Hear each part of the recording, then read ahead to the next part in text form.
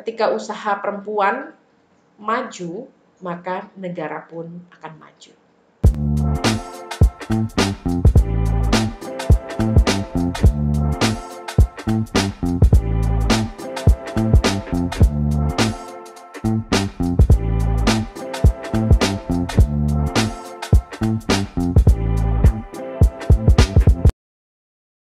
Assalamualaikum warahmatullahi wabarakatuh. Selamat pagi, Om Swastiastu, Namo Buddhaya, salam kebajikan untuk kita semua. Terima kasih saya sudah diperkenankan oleh teman-teman Girl Up UGM untuk menjadi salah satu pembicara dalam talk show keberdayaan perempuan dalam UMKM. Nah, topik ini memang harus sering kita angkat supaya perempuan pelaku usaha, khususnya usaha mikro dan kecil, ini bisa benar-benar diperhatikan nasibnya.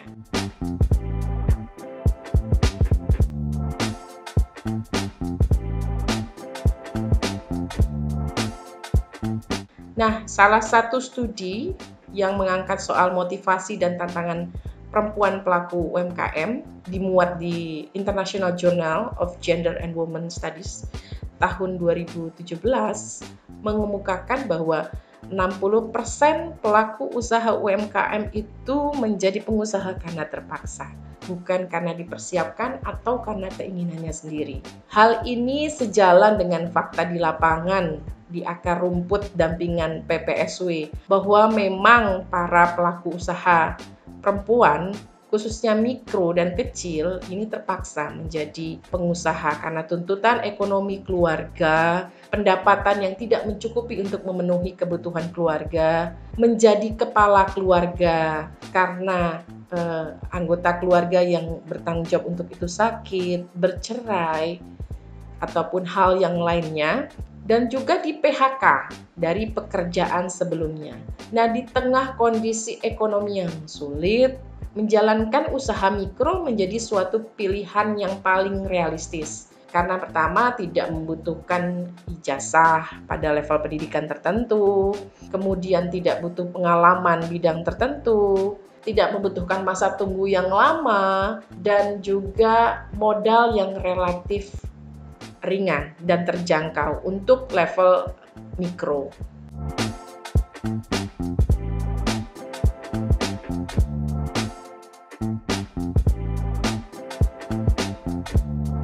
Karena memang secara mental, skill, pendidikan, maupun modal tidak dipersiapkan untuk menjadi seorang pengusaha. Oleh karena itu, perlu didampingi dan dikuatkan agar usahanya berkelanjutan.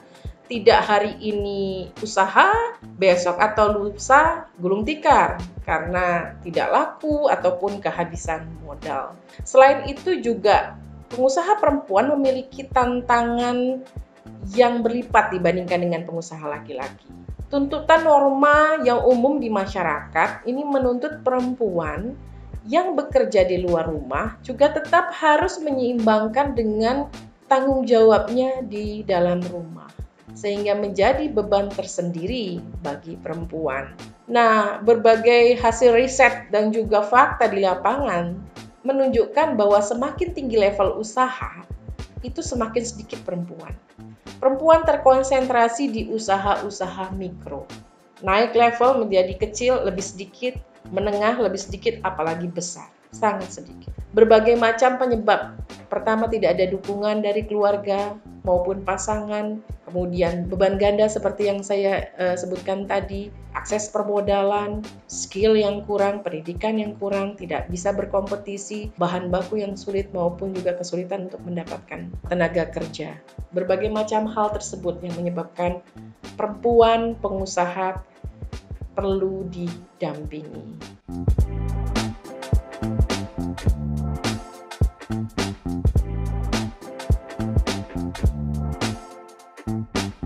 Kalau menurut kami, pemberdayaan UMKM adalah suatu keharusan jika Indonesia ingin maju bisnisnya.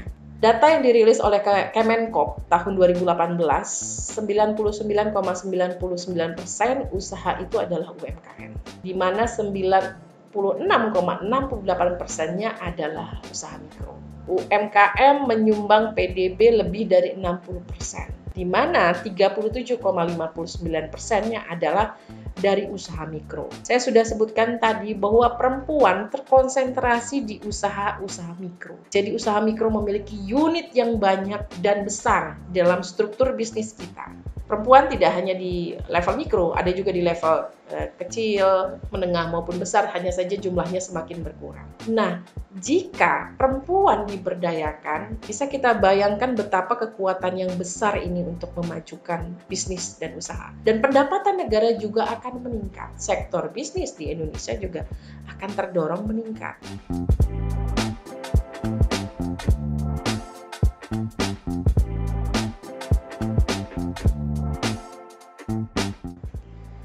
Nah, persoalannya memang kemudian para pengusaha di level mikro, khususnya pelaku usaha perempuan ini sangat rentan tergilas dengan usaha-usaha dengan modal yang besar, apalagi yang menguasai teknologi. Nah, oleh karena itu, PPSW sebagai salah satu organisasi perempuan yang concern pada persoalan-persoalan perempuan di tingkat akar rumput melihat hal ini. Oleh karena itu, beberapa program PPSW memang didesain untuk menguatkan kapasitas anggotanya yang menjadi pelaku usaha UMKM. PPSW dengan program-program yang dijalankan ini berupaya untuk menciptakan suatu situasi yang kondusif untuk para pelaku usaha perempuan ini dapat bertumbuh dan berkembang, dan juga mempersiapkan para perempuan muda menjadi calon pengusaha perempuan yang nantinya siap menjadi pengusaha di masa depan, sehingga secara mental, skill maupun permodalan mereka telah siap untuk masuk ke dunia usaha. Beberapa hal yang dilakukan seperti peningkatan kapasitas perempuan pengusaha melalui training dan edukasi, ada training literasi keuangan yang berseri. Ini bagaimana para pelaku usaha bisa memahami makna uang dalam kehidupan dan bagaimana mengolah keuangan termasuk dalam usaha. Mereka bagaimana menyusun rencana bisnis dengan model bisnis canvas, juga dibekali dengan skill tentang produksi dan pemasaran. Dan sekarang ini, pada masa sekarang ini, PPSW memang mendorong perempuan pelaku usaha untuk juga menguasai teknologi digital untuk memasuki pasar online. Nah, program ini program kolaborasi dengan generasi muda. Jadi para pelaku usaha yang sebelumnya sudah memiliki usaha yang mengandalkan interaksi langsung, ini kita kolaborasikan dengan teman-teman perempuan muda yang memang lebih adaptif terhadap teknologi. Anggota PPSW ini tidak hanya di Jakarta, tapi ada di 6 provinsi dan sekarang tambah ke 8 provinsi. Ada di Aceh, di Riau, di Banten, Jakarta, Kalimantan Barat, ada di Nusa Tenggara Barat, di Nusa Tenggara Timur.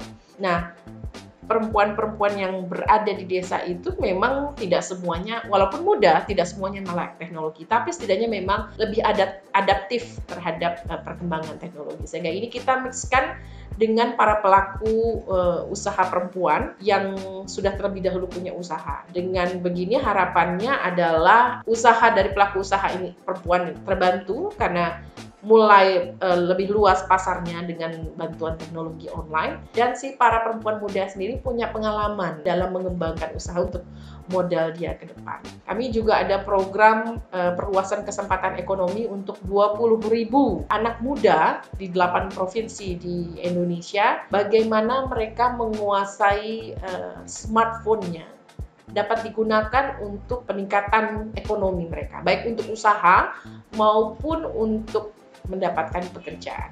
Nah, sasarannya 20.000, 60% diantaranya adalah perempuan dan 20% diantaranya adalah kelompok disabilitas. Selain program edukasi, PPSW juga melakukan pendampingan dengan petugas-petugas lapangan yang ada di masing-masing provinsi, di mana itu menjadi tempat para pelaku usaha perempuan untuk berdiskusi, mencari solusi terhadap kendala usaha yang dihadapi. PPSW juga memberikan akses jaringan pasar yang lebih luas dengan mengkoneksikan dengan pemerintah, supaya ada kesempatan untuk melakukan bazar, pameran, maupun pelatihan-pelatihan yang diselenggarakan oleh pemerintah, dan juga untuk mempermudah legalisasi usaha dari UMKM. Selain itu, hal yang paling utama dari PPSW adalah membuka akses permodalan. Jadi PPSW mendorong munculnya koperasi-koperasi di komunitas, di mana koperasi-koperasi inilah yang nanti menjadi sumber permodalan bagi para pelaku usaha perempuan.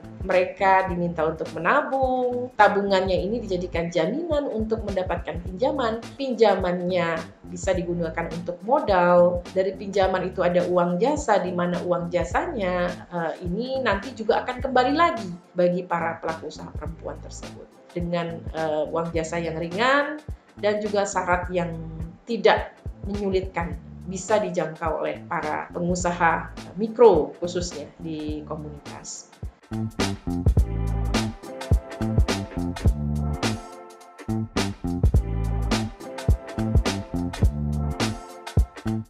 Nah, pengalamannya ketika kami mendampingi para pelaku usaha perempuan, memang pada masa COVID ini usaha mereka banyak yang terpukul. Karena pemasarannya mengandalkan interaksi secara langsung, pertemuan secara langsung, jual beli secara langsung. Sehingga otomatis ketika ada pembatasan interaksi sosial pada masa pandemi ini untuk pencegahan penularan virus COVID, secara otomatis omset menurun. Karena kan pertemuan dan interaksi langsungnya menjadi terbatasi. Dan karena pandeminya ini berlangsung lama, maka modal yang mereka gunakan untuk usaha akhirnya terpakai untuk kebutuhan sehari-hari. Karena pemasukannya kan semakin berkurang. Nah, dan rata-rata yang kami dampingi minim teknologi. Bahkan smartphone saja tidak punya.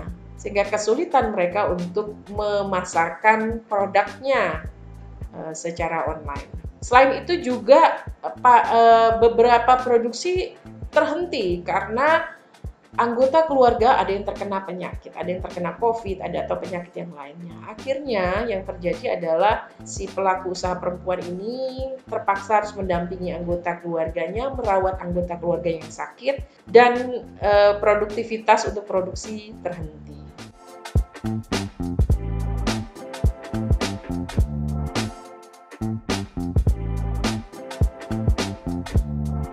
Ya, terjadi. Terutama dalam hal pengurusan perizinan dan peraksesan modal. Nah, beberapa syarat yang harus dipenuhi itu wajib menyertakan sertifikat aset untuk menunjukkan sebagai jaminan. Nah, itu biasanya untuk pengurusan SIUP maupun untuk permodalan di bank. Nah, persoalannya adalah aset-aset tersebut atas nama pasangannya, atas nama suaminya. Sehingga kalau harus mengurus itu harus dengan bantuan suaminya. Persoalannya adalah ketika suaminya tidak berkenan untuk perempuan berusaha. Ini menjadi suatu hambatan tersendiri. Akhirnya tidak bisa mereka, terhambat untuk akses tersebut. Apalagi meninggal. Beberapa kasus suaminya meninggal belum sempat balik nama, sedangkan untuk balik nama sendiri itu butuh biaya yang cukup besar. Nah, akhirnya sampai sekarang untuk pengurusan surat-suratnya untuk ke bank dan surat izin usahanya terhambat.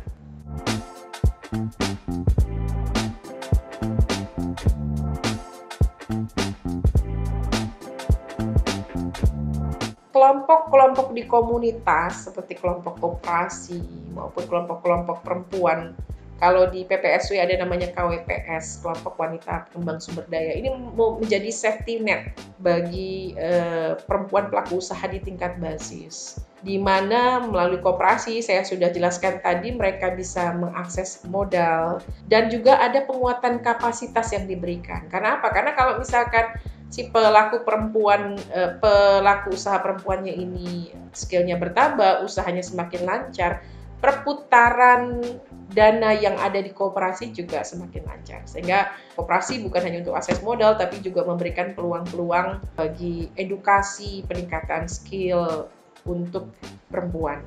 Dan juga sebagai pihak yang membeli produk-produk yang dihasilkan oleh perempuan, hingga usahanya tetap berjalan. Begitu juga dengan organisasi-organisasi yang mendampingi pelaku usaha perempuan, seperti PPSW maupun ASPUK.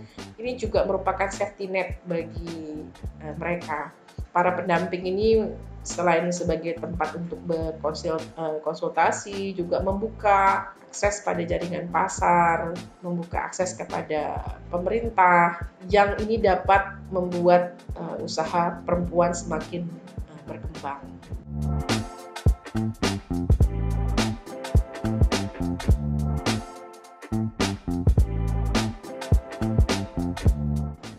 kalau menurut saya, ketimbang pemerintah memberikan bansos untuk UMKM seperti yang dilakukan sekarang, sebenarnya lebih baik pemerintah itu membeli produk-produk dari UMKM, termasuk juga usaha yang mikro, bukan hanya usaha-usaha besar atau yang memiliki standar sertifikasi tertentu, tapi membelikan dari usaha-usaha mikro. Contohnya pada COVID, pada saat kemarin terjadi PSBB skala besar, pemerintah bisa membeli produk dari warung-warung, termasuk juga warung kecil makanan. Produknya dibeli, kemudian bisa digratiskan, masyarakat yang mau makan di situ bisa gratis, usahanya tetap bisa jalan, masyarakatnya terhindar dari kelaparan.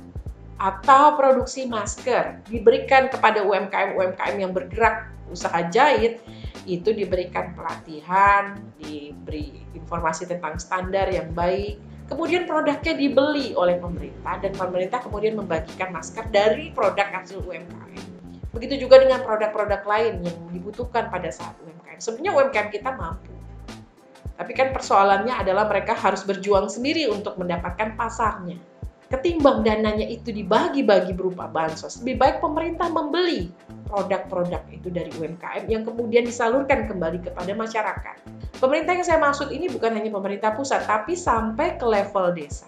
Alangkah baiknya jika UMKM yang ada di desa itu diorganisir dalam wadah BUMDes, sehingga mereka memproduksi barang untuk mereka dan membeli untuk mereka, kelebihannya bisa dijual di wilayah lain. Selain itu juga soal keterbukaan informasi. Jadi bukan informasi yang sifatnya pasif di mana akan dijawab kalau ditanya, tapi informasi yang aktif tentang kesempatan akses permodalan, bazar, penyediaan pameran, dan informasi seperti itu harusnya itu diinformasikan secara aktif.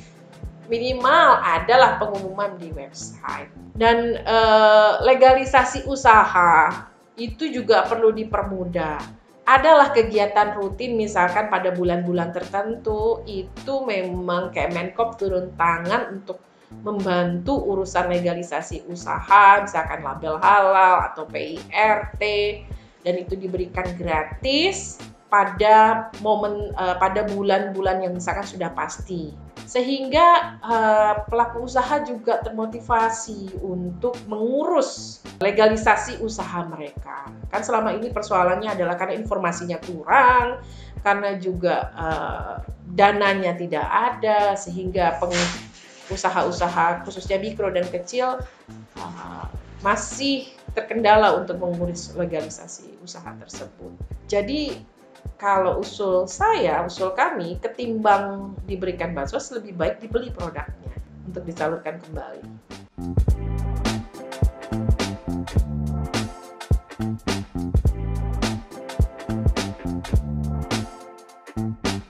Bagi PPSW, keberdayaan itu memiliki makna bahwa perempuan sadar akan potensi dan kemampuan yang dimiliki dan mampu menggunakannya untuk mengakses dan mengontrol sumber daya yang dibutuhkan untuk mendukung kehidupannya, berpartisipasi secara aktif di lingkungan dan masyarakat untuk mencapai tatanan masyarakat yang lebih egaliter, demokratis, dan berkeadilan gender.